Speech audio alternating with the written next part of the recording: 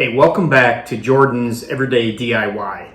Today, I want to show you how you can make bowls like this from scrap wood you keep around using only your table saw and a router. Let's go out to the shop and I'll show you how I did it. Alright, so here we are out in the shop. So behind me, you're going to see a number of items, some fixtures, some old, some new. A router table that I mount my router to. I'm going to go through some of those jigs with you here in just a second. But pretty much what you need to start with, or what I start with, is a block of wood. So this is some walnut. I've already glued it up. I didn't show that in the video. If you don't have a single block of wood big enough, you can do a bunch of glue ups. You can do different materials like the other bowl I showed you at the beginning. So this one is just walnut. I've already put it through the planer. It's fairly flat. Edges, I've got it cut for my particular bowl to 10.5 by 10.5. That's what this is.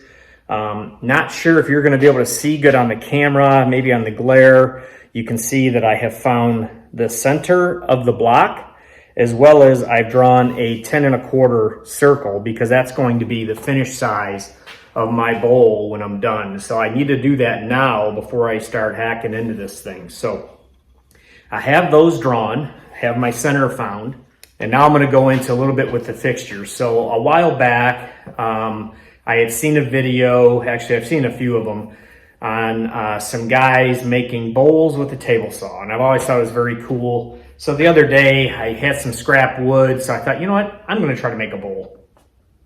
So I did, but what I also wanted to do that you don't do on the table saw is the underside of the bowl. We're going to do the inside of the bowl, if you will, with the table saw, but the underside, there was no way to do that. So for me, part of woodworking, part of the fun of it anyways, is trying to figure out how to do some of that stuff. So I got to thinking, and I had in the background here, this is a fixture that I made several years ago. I made a drum set for my son. So I got to thinking I could use that. I would put these big drums in there and basically turn it on top of my router table against the top of a top cut bit and basically cut the radius of the drums. That's how I made the drums. So this time I made this little cradle with a hole in it that holds a rod through. If you can see that, there's holes in this fixture at various diameters, or at various heights, which is the diameter of the drum. So anyways, I drilled those holes. I'm going to put a rod through here. Also in this is a center hole that will hold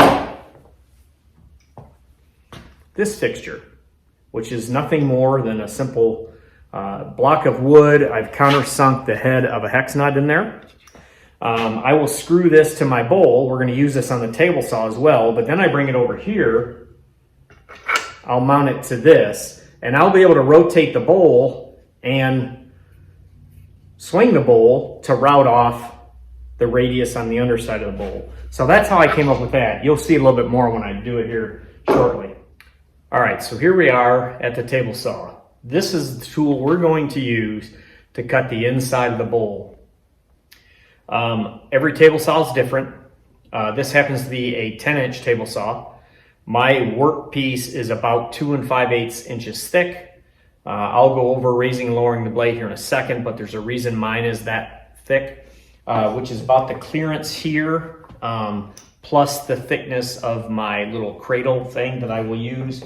This will bolt up to the underside of this with the work piece on it, and this will allow me to rotate this on the saw blade.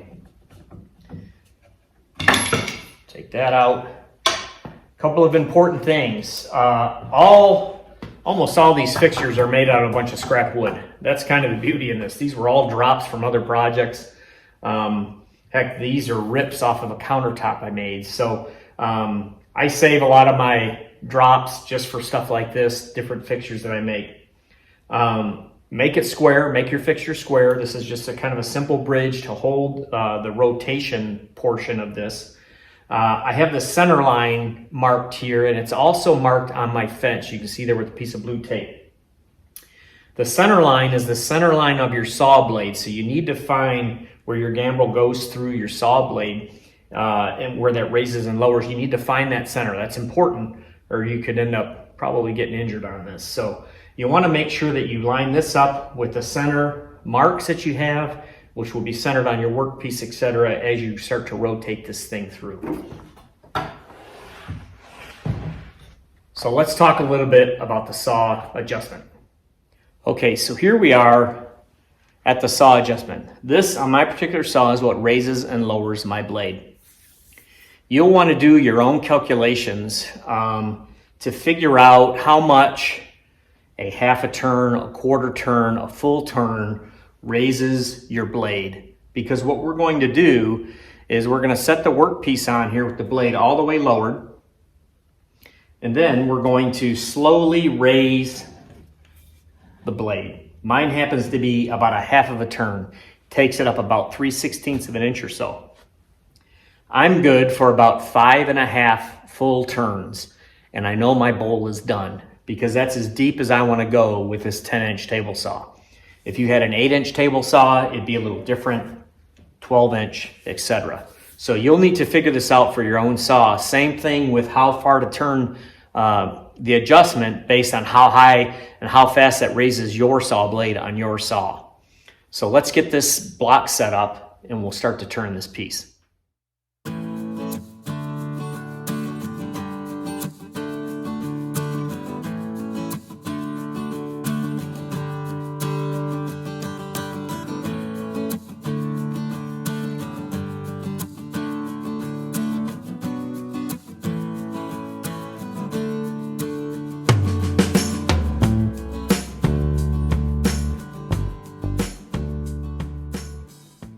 All right, now the moment of truth. So you also notice, and I think I'll probably put a comment on there, I like to put a weight over here. I had a piece of lead that I like to put over here just to kind of help hold this side down.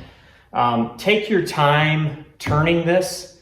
Obviously, you're kind of stressing the saw blade in a lateral manner that it's not made for. So obviously, it still cuts the wood and everything, but I would just say take your time. Don't try to rush it.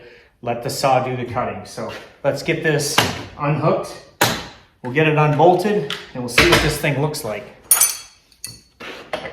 I utilize kind of a lock nut on here. You don't want to over tighten this thing so much that you can't turn it, but you want it on there fairly tight, but you also don't want it coming loose. So I just use a 2-nut system on here.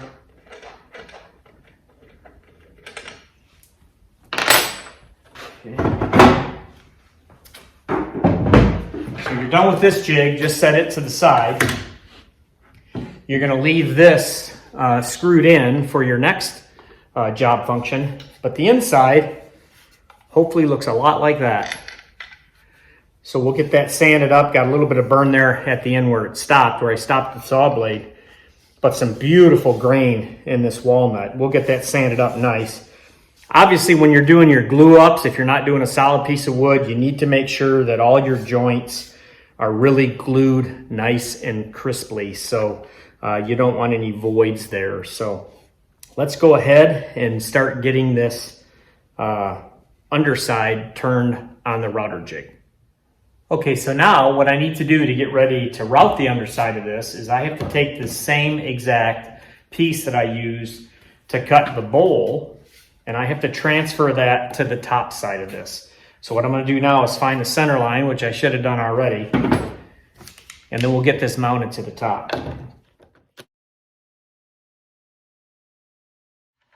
I actually don't use the washer that I did use while cutting the bowl portion on this because it creates a little bit more wobble in this. And I'll show you here in a second my fixture for this. Currently, since this is only my second bowl, I'm utilizing a fiberglass rod to go through here, which has a little bit of play in it, so that when I rotate this and it does hit the router bit, I think it does tend to flex a little bit. It just leaves me a little bit more finishing when I'm sanding, But as I go forward, if I want to make some more of these bowls, I think I'm going to get a 3/8 inch diameter steel rod. So there it is in the fixture. What you'll find is if you start with a flat side towards you swinging it, it's really hard to hit that router bit. So I always start with a corner. You just want to go a little bit at a time and slowly raise that router each time. But if you start with a corner, obviously this is going to hit a lot. So if I can, not sure if you can see that, but that's hitting almost halfway up that thing. Obviously you don't want to try to take that much off. So we're going to back this thing way down to where we're just taking a little bit at a time, and I'll keep raising this and slowly raising it till I get this to where I have it in somewhat of a bowl shape that I like.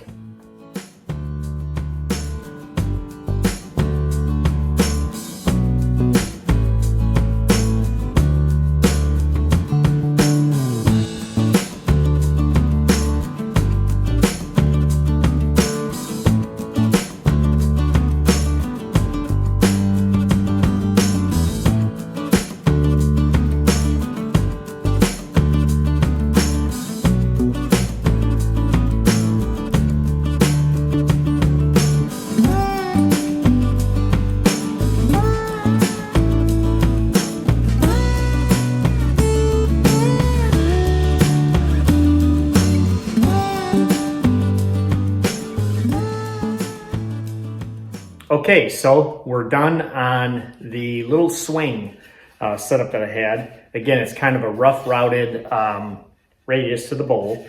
I actually made a mistake at the beginning of this. I took and I told you I drew the circle, but I drew it on the bottom side. I should have drawn that on the top, because what I need to do now is take this over to my bandsaw, close cut it to the radius that I want. Then I'll take it over my sander and sand that even closer to the radius. Then I will put a top follow roundover bit in my router, and I will lay this flat on the router. Actually, I'll do this a little bit after I do some sanding, but then I can put a nice roundover on the outside of the bowl and sand on the inside. So let me get that circle drawn on here with my compass, and then we'll go over to the bandsaw.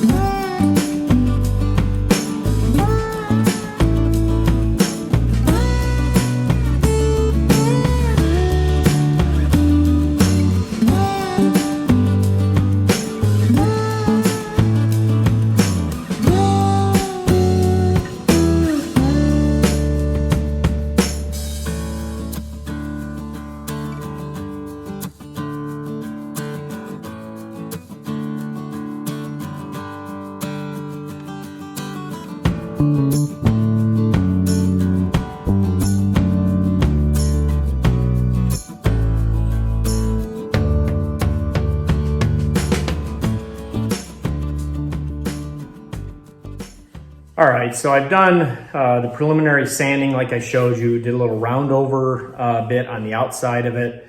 I do have a little crack here, or a little splinter, I should say. I'm guessing it happened when I was doing the table saw portion. So I'll probably do a little, as I get it closer to finished sand, I'll do a little black walnut filler or something in there.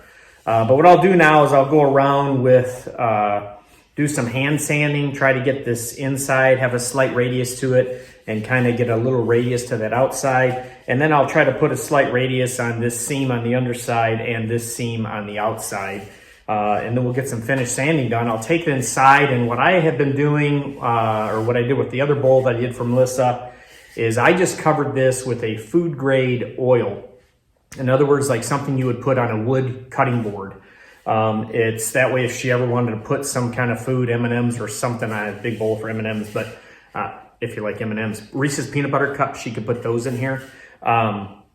And it would be fine to come in contact with food. So that's what I'll do as a finish, and that oil will also really bring out the grain in this black walnut. It will really look beautiful when this is done. So start doing some hand sanding. Okay, now that I noticed my camera wasn't facing far down enough onto my work surface, I did take and I did a lot of that hand sanding that I just talked about to round these edges a little bit more. So what I'll do now is I'm going to put 120 sandpaper on my 5-inch disc sander, go around this with some 120, and I'm gonna go around it again with some, I think I only have 320, I don't have any 240. So I'll do some finish sanding on this. Fill that little splinter area that I have, and I will be about done.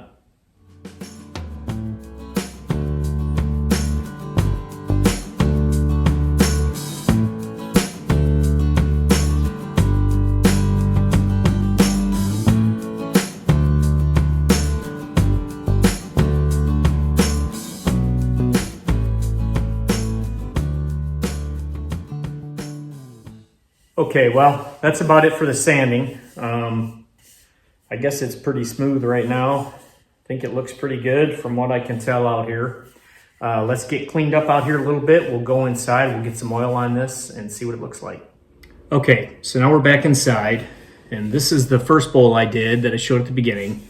And this one has been oiled. So what I'm gonna do now is I'm gonna utilize some of this food grade oil. This one happens to be called, I'm guessing it's pronounced Skid, S-K-Y-D-D. And actually you can get this at IKEA.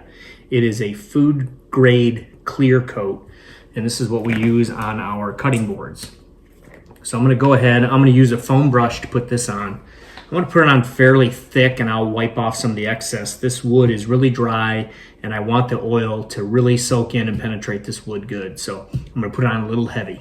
You can see immediately that oil does an amazing job in bringing out the color and the grain in a wood. Actually, other certain furniture and stuff that I finish in a tung oil that I really like, which is T-U-N-G, tung.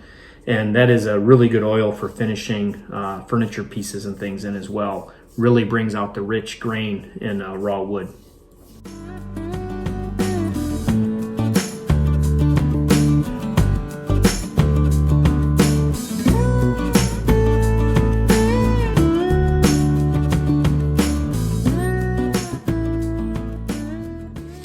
Now, if you can see that, obviously the oil has not been wiped off yet on this inside, but just how rich that looks.